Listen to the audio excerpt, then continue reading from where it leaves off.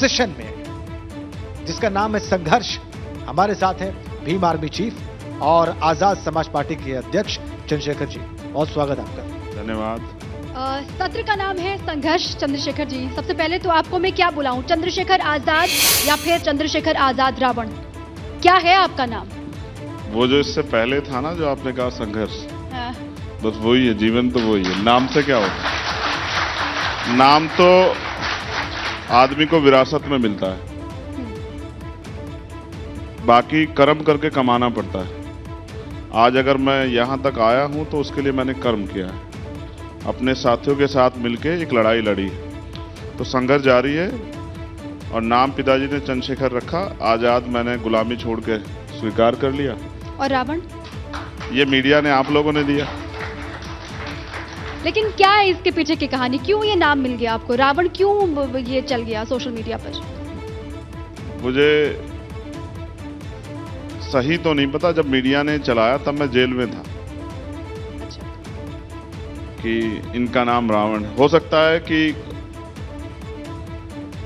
Media के लोगों को एहसास हो कि कल ये पॉपुलर नाम है और इस व्यक्ति के द्वारा ये नाम लंबे समय तक लोगों को याद रहेगा। तो मैं अपने कर्मों की वजह से यहां हूं और मेरा ये मानना है, नाम तो अगर आपका नाम आशा राम हो तो ऐसा नहीं कि आप बहुत अच्छे हो सकते, राम रहीम हो तो भी ऐसा नहीं कि बहुत अच्छे हो सकते। नाम में कुछ रखा नहीं है। और जब हम पश्चिम की बात कर रहे हैं तो मेरे नाम से कुछ फर्क ही नहीं पड़ेगा, काम से फर्क पड़ेगा। तो हम काम पे चर्चा करेंगे। मुझे लगता है कि इससे पश्चिम में कुछ ना कुछ बदलाव होगा, जो हम आज बातें कर रहे हैं। अच्छा, 24 का चुनाव बहुत करीब है चंद्रशेखर जी, और 24 के चुनाव में क्या है रोल आपका इंडिविजुअली और आपकी पार्टी का? देखिए, आजाद समाज पार्टी के जो उत्साही कार्यकर्ता और नेता हैं, वो बहुत मेहनत से क्षेत्र में काम कर रहे हैं। हम मेरठ में हैं, ये पश्चिम की लगभग राजधानी है।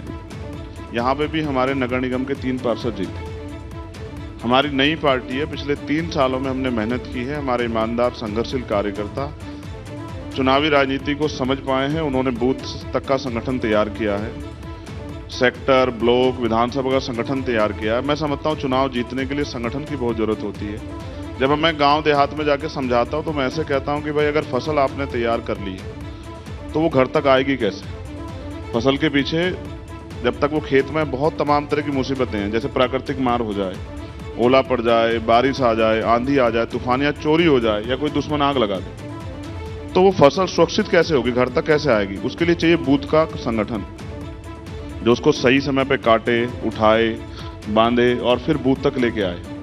तो हमने बूथ का संगठन तैयार किया। आप ये देखिएगा, 2024 का तो बड़ा चुनाव है। इस चुनाव में भी हम लोग अपनी जो हिस्सेदारी है, भागीदारी, उसको बड़ी मजबूती से दिखाने का काम करेंगे, आम चुनाव की तरह। कैसे करेंगे? अभी मैंने देखा जब इलेक्शंस हुए तो आप अखिलेश यादव जी के साथ दिखाई दिए, आप आरएलडी चीफ के साथ दिखाई दिए, आप गए मंच पर, आपने मंच शेयर किया, और ये एक नया डेवलपमेंट था। इससे पहले भी उत्तर प्रदेश में जो विधानसभा चुनाव हुआ वो आपने लड़ा, बिहार विधानसभा चुनाव में भी आप सक्रिय रहे। फिर उसके अनुभव के बाद आपने तय किया कि आप समाजवादी पार्टी और आरएलडी के साथ। देखिए, मेरा लक्ष्य ये था कि जो शासन उत्तर प्रदेश में था 2007 से 22 तक, वो अच्छा शासन नहीं था।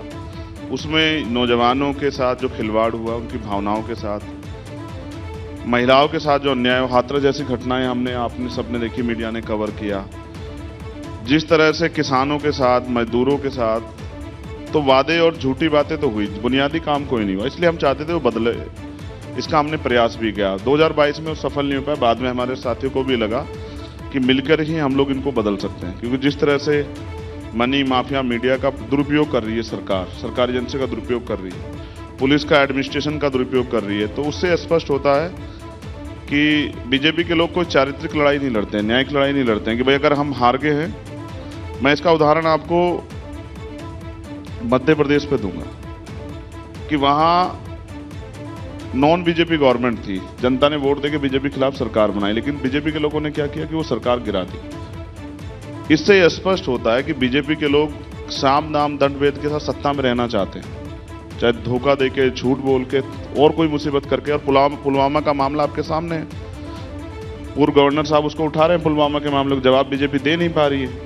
तो इससे स्पष्ट होता है वो भी कहीं ना कहीं उसमें भी बहुत बड़ी कोई साजिश है, ये वो बात बार बार कह रहे हैं। तो मैं समझता हूँ बीजेपी की राजनीति बीजेपी की सरकार जो है वो जनता के लिए अच्छी सरकार नहीं, इसलिए हम उसको बदलना चाहते हैं। इसके लिए हम जमीन पे काम कर रहे हैं। मुझे उम्मीद है इस बार जो ताकत हम लोग बनाएंगे उससे बीजेपी को रोकने में हम लोग उत्तर प्रदेश में कामयाब होंगे। अच्छा, अखिलेश यादव के साथ में पहले ये कहा गया चंद्रशेखर जी कि सब कुछ ठीक नहीं चल रहा है आपका, अभी सब कुछ ठीक है क्या? जो गलतफहमियां थी वो दूर हो गई है सारी?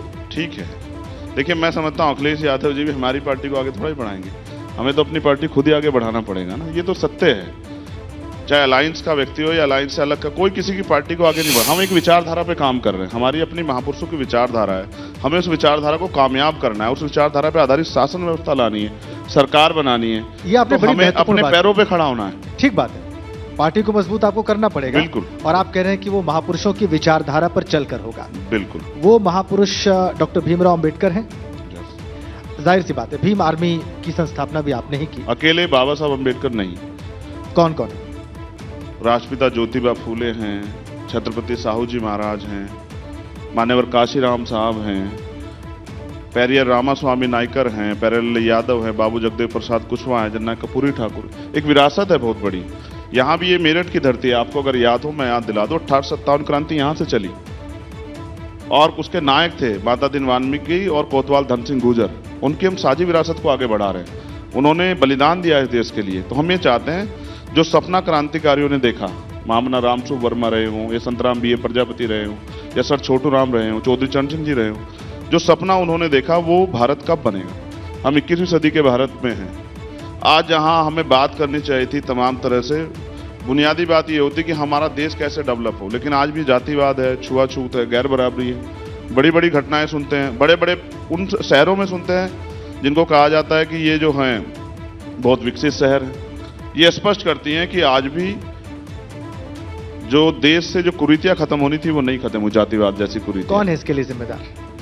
जिनके पास पावर है। परिवर्तन कैसे होता है, आपके दर्शक भी सुने, परिवर्तन शक्ति से होता है, शक्ति सत्ता के पास है। भारत में लोकतंत्र में सब ज्यादा शक्ति है। देखो उसका प्रमाण बताता हूं। दिल्ली की सरकार को सुप्रीम कोर्ट ने आदेश दिया कि भाई ठीक है, अब ये सरकार दिल्ली की गवर्नमेंट चलाएगी, लेकिन प्राइम मिनिस्टर रात को 10 बजे ले आया अध्यादेश और वो बदल गया सारा, वो कि अब तो जो सरकार चलेगी वो हमारे एलजी साहब चलाएंगे, उनके आदेश पे चलेगी, ट्रांसफर पोस्टिंग करनी, चुनी हुई सरकार फेल होगी। अच्छा। इसका मतलब ये है कि लोकतंत्र में शक्ति है, लेकिन शक्ति अगर अच्छे हाथों में नहीं है तो जनता का फायदा नहीं हो सकता। लेकिन जिस शक्ति को आप कह रहे हैं वो शक्ति भी डॉक्टर भीमराव अंबेडकर की बात करती है।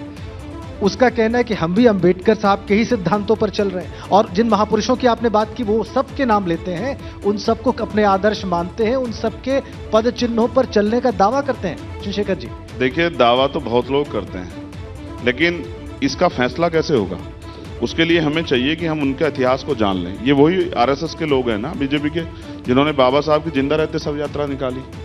ये वही लोग हैं ना जो बाबा साहब के द्वारा दिए गए आरक्षण को खत्म करने के लिए लगातार लगे हुए हैं। ये वही लोग हैं ना जो बाबा साहब अम्बेडकर कहते हैं कि भाई महिला सशक्तिकरण होना चाहिए, मैं देश की जो है देश के विकास का पैमाना महिलाओं के विकास के पैमाने से मानता हूँ। आज बताओ कौन बहन बेटी सुरक्षित है? आपने देखा जो अभी यूपी में कई घटनाएं घटी, आप गृह मंत्री जी आके पीठ थपथपा रहे थे मुख्यमंत्री की, बहुत अच्छी, रात के अंधेरे में भी घूम ले महिलाएं, लेकिन घूम पा रही हैं क्या? यही मेरठ में एक वकील को जो है गोली मार दी सरेम, आपने देखा। और जिस तरह से एक अभी 14 साल की बच्ची, उसको वो तड़पती रही, लेकिन उसको उसका बलात्कार भी हुआ, हत्या भी हुई। ये कहते भी तकलीफ होती है। आजाद भारत अगर ऐसा है तो फिर उस गुलाम भारत में इसमें क्या बदला है? लेकिन चंद्रशेखर जी, अब देखिए, लोगों के मुद्दों को उठाने के लिए, अपने समाज के मुद्दों को उठाने के लिए चुनाव लड़ना होगा, शक्तियों में आना होगा, उसके बाद ही आप उनके हक की बात कर सकते हैं। बसपा के साथ में कैसे हैं संबंध आपके? क्योंकि अभी तक तो ये कहा गया कि बसपा ही एकमात्र ऐसी पार्टी, या फिर मायावती कहती हैं कि हम तो दलितों की आवाज उठाते हैं, हम एकमात्र ऐसी पार्टी है जो उनके हक के लिए काम करते हैं। लेकिन चंद्रशेखर आजाद आ गए हैं अपनी पार्टी लेकर, इससे तो उनका वोट कटेगा और फायदा सीधे विपक्षियों को पहुंचेगा। नहीं, ऐसा नहीं। देखिए, ऐसा है, लोकतंत्र सबको अधिकार। मैंने उनको कोई रोका थोड़ा ही वो अपना काम करें। देखो, उन्होंने बहुत काम किया, इस बात को नजरअंदाज नहीं किया जा सकता। एक समय तक हमारी पूरी जिम्मेदारी हमारे पिताजी के पास थी, जब तक हम अपने पैरों पे नहीं खड़े। लेकिन एक समय आया कि हमारे पिताजी वृद्ध हुए और हमको ये जिम्मेदारी उठाने के लिए तैयार होना पड़ा। तो इसका मतलब थोड़ा, ये तो परिवर्तन प्रकृति का नियम है। लंबे समय तक बहन जी ने इस आंदोलन को सींचा, आज उनका आंदोलन पीछे जा रहा है। आप देख लो, जिनकी सरकार रही पूर्ण बहुमत की, आज एक सीट पे है, उनकी राष्ट्रीय पार्टी का दर्जा भी खतरे में। तो हम तो जमीन से उठा रहे हैं। हम अपने आंदोलन की शुरुआत कर रहे हैं, तो मैं उनसे, मेरी उनसे कोई अच्छे संबंध है, कोई नाराजगी नहीं, अभी कभी सुना भी नहीं होगा। तो फिर आप उनके साथ अलायंस में क्यों नहीं काम कर रहे हैं? एक देखिए, अठावले जी की पार्टी है, हाँ। वो भी अम्बेडकर साहब का नाम लेते हैं, आप उनके साथ मिलकर क्यों काम नहीं कर रहे हैं? नहीं, मैं किसी को रोक थोड़ा ही रहा हूँ, बात विचारधारा की है। अगर मुझे व्यक्तिगत ही कुछ अपने लिए बनाना होता तो मैं भी किसी के साथ जुड़ जाता। आप ये सोचो, जिन महापुरुषों के राज व्यवस्था की बात हमने की, जैसे हम सदगुरु रविदास जी कहते हैं बेगमपुरा राज, ऐसा राज जिसमें कोई गम ना हो, कोई भय ना हो, कोई चोरी ना हो, लूटपाट ना हो, किसी महिला को कोई डर ना हो, उसके साथ अन्याय ना हो, किसी गरीब की जमीन ना छिने, ऐसे राज को उन्होंने नाम दिया बेगमपुरा राज। ऐसा चाहूं राज में जहां मिले सबन्नुअन, और छोटे बड़े सब सम बसे रविदास रहे परसन। ऐसा राज लाएंगे कैसे?